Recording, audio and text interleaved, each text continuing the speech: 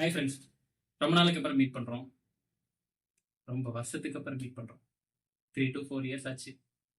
என்னடா 4 வருஷத்துக்கு அப்புறம் திரும்ப கம்பேக் கொடுத்துருக்கேன்னு பார்த்துருக்கீங்களா? 2025 முடிய போகுது, 2026 பறக்க போகுது. அதுவும் இல்லாமல் கொஞ்சம் பிஸியாக இருந்துட்டேன்.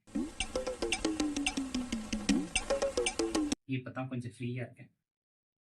அப்படின்னா நாங்கள் என்ன வெட்டியாக இருந்தோமான்னு கேட்கக்கூடாது. எல்லாருமே ஒரு கட்டத்துக்கு மேலே கொஞ்சம் பிஸி ஆகிடுவாங்க. ஸோ இப்போ எனக்கு டைம் கிடைக்கிற டயத்தில் திரும்ப கம்பேக் கொடுக்கலாம் அப்படின்ட்டு தான். 2025 மட்டும் கிட்டத்தட்ட ஒரு தனி மெமரிஸே நம்ம கிரியேட் பண்ணிக்கலாம். இந்த 2025 நிறைய விஷயங்கள் நிறைய பேருக்கு நிறைய நினைவுகளாக இருக்கும். 2025 முடிஞ்சு 2026க்கு அடி எடுத்து வைக்க போகிறோம். இதில் நான் நிறைய கற்றுக்கிட்டேன். இங்கே வாடா சொல்லலாம். 2025 நீ என்னடா கற்றுக்கிட்ட? நானே ஆண்டியை ஒன்றா கரெக்ட் பண்ண ஒன்றா கற்றுக்கிறேன்.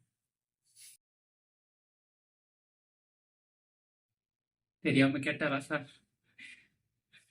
கேட்கவே மாட்டேன். 2025க்கு நான் ஒரு குட்டி கவிதை எழுதிருக்கேன், அதை சொல்றேன், கேட்குறியா? இந்த 2025 நினைவுகளுடன் ஒரு பயணம். சின்ன குட்டி கவிதை தான், கேளு, நல்லா காண்பாரு.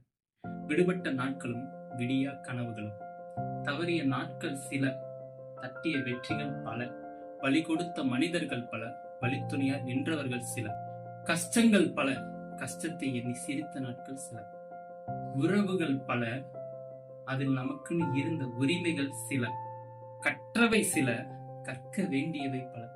எப்படா நல்லா இருந்துச்சா? நல்லா தானே இருந்துச்சு. எனக்கு என்ன ஒன்று வருத்தம்னா தலைவர் போறாரு, அதான் கொஞ்சம் வருத்தமா இருக்கு. 2025 தலைவரோட லாஸ்ட் மூவி, லாஸ்ட் செலிப்ரேஷன், ஜனநாயகம். ஓகே, களத்தில் பார்ப்போம்.